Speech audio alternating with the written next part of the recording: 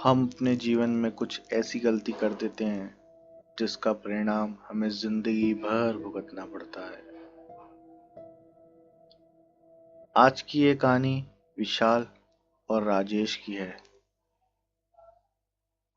विशाल हमेशा क्लास में प्रथम आता था।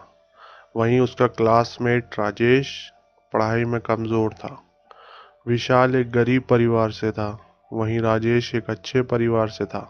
विशाल का स्वभाव हमेशा दूसरों के लिए बहुत अच्छा व विनम्र रहता था, लेकिन राजेश हमेशा अपने अमीर होने का घमंड किया करता था। राजेश के पिता हमेशा विशाल की ही तारीफ किया करते थे। हर काम में राजेश को ताना दिया करते थे कि अरे विशाल से कुछ सीखो, विशाल की तरह बनो, विशाल की तरह पढ़ाई करो। विशाल विशाल विशाल, अरे तंग आ गया हूँ विशाल से। राजेश ने कहा। कहीं न कहीं विशाल राजेश को चुभने लगा था।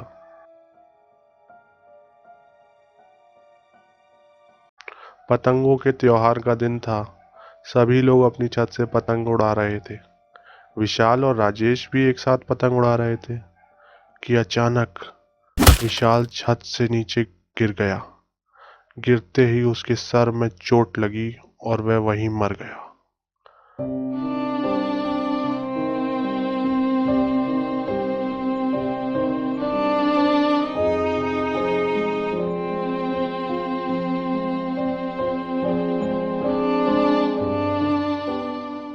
आज 15 साल बीत गए। राजेश शहर के एक सरकारी स्कूल में एक इतिहास के टीचर की नौकरी करने लगा। उसकी क्लास में एक बच्चा था जिसका नाम भी विशाल था। वह उस बच्चे को बेवजह मारा करता, छोटी छोटी बात पर उसे क्लास से बाहर निकाल देता और बेंच के ऊपर खड़ा कर देता। कहीं न कहीं अपने बचपन का गुस्सा उस विशाल नाम के बच्चे पर निकाला करता था। वह बच्चा पढ़ाई में कमजोर था, जैसे कभी बचपन में राजेश था। नन्हा विशाल, जो कि क्लास में कमजोर था, कभी कभी होमवर्क नहीं करता था तो वह टीचर उसे बहुत मारा करता था, जैसे कभी राजेश अपने बचपन में पिटा करता था। फिर एक दिन की बात है। इस स्कूल में इतिहास का पीरियड शुरू हुआ। राजेश ने कहा। सभी अपना होमवर्क दिखाओ। उसे पता था कि सब होमवर्क करके लाए होंगे, बस विशाल नाम का वह बच्चा ही नहीं करके लाया होगा। फिर क्या था, उसने छड़ी उठा ली और उस बच्चे की ओर बढ़ा और बोला। होमवर्क किधर है तुम्हारा? हैरानी की बात यह थी कि वह आज होमवर्क करके लाया था और उसका होमवर्क चेक करते करते राजेश अचानक बेहोश हो गया। ऐसा क्या लिखा था उस कॉपी में?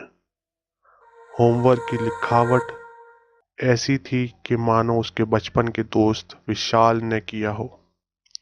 राजेश को यह बात परेशान करने लगी। रात के करीब 9 बजे थे। उसने सोचा कि जो बच्चा पढ़ाई में इतना कमजोर है, वह एक दो दिन में इतना होशियार कैसे हो गया। लगता है कि इसके माँ बाप इसकी होमवर्क में मदद करते हैं।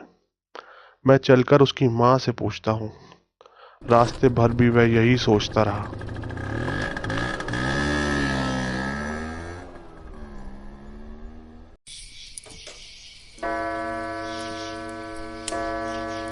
रात 11 बजे से विशाल के यहाँ पहुंचा और बेल बजाई। गेट खुला और उसकी माँ ने कहा। क्या हुआ और आप कौन हैं?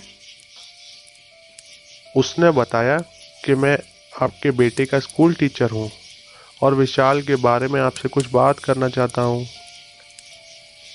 तो उसकी माँ बोली। इस वक्त नहीं, आप अभी जाइए, कल स्कूल में बात कर लेना। वह बोला। नहीं, मुझे देखना है कि वह अपना होमवर्क कैसे करता है। विशाल की माँ बोली। क्या बात है, आप इतना परेशान क्यों हो रहे हैं? तो उसने बताया। आपका बेटा क्लास में कभी होमवर्क करके नहीं लाता और अब 2-3 दिन से वह अपना सारा होमवर्क करके ला रहा है। तो उसकी माँ ने कहा, यह तो अच्छी बात है ना। पर राजेश ने विशाल से मिलने की जिद करी। तो उसकी माँ ने बताया कि वह होमवर्क कर रहा है। वह उसके कमरे में गया तो उसने देखा कि विशाल अपना होमवर्क कर रहा है। जब वो विशाल की ओर बढ़ा तो उसने देखा कि उसका चेहरा बुरी तरह से कुचला हुआ है। यह देखकर राजेश की शरीर बर्फ की तरह ठंडा पड़ गया। तभी पीछे से एक आवाज आई, राजेश, राजेश, पतंग नहीं उड़ाओगे? इतना सुनते ही राजेश पीछे मुड़ा और उसने देखा कि विशाल तो अपने बेड पर सो रहा था। तो जिसे राजेश ने देखा वो कौन था? राजेश बेसुध होकर अपने घर की ओर दौड़ने लगा।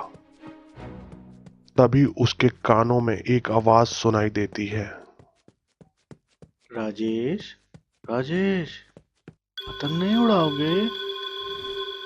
अचानक एक बच्चा उसके सामने आ गया और राजेश ने बोला, कौन है? अरे, कौन है? अंधेरे में चेहरा साफ नहीं दिख रहा था कि तभी अचानक से उसने देखा कि यह तो विशाल का भूत था। इसका चेहरा एक तरफ से कुचला हुआ और खून से लथपथ था। राजेश लगातार दौड़ता रहा और रुका तो सिर्फ अपने घर जाकर। राजेश घर के अंदर गया और उसने अपने पिता के पैर पकड़कर किसी बच्चे की तरह रोने लगा। पिताजी, मुझे माफ कर दीजिए। पिताजी, आज से 15 साल पहले विशाल का पैर फिसला नहीं था, मैंने ही उसे धक्का दे दिया था।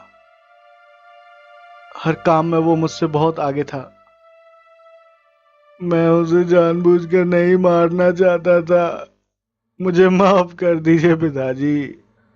इतना कहते ही कमरे में एक अजीब सी शांति छा गई और राजेश के अपने कंधों पर किसी के ठंडे हाथ महसूस हुए। जब राजेश ने आंखें खोली तो वहां उसके पिता नहीं बल्कि विशाल का भूत था।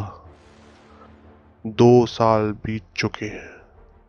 राजेश का कुछ पता नहीं चला। उसके पिता वो घर बेच चुके हैं और आज भी उस घर में आवाजें सुनाई देती हैं।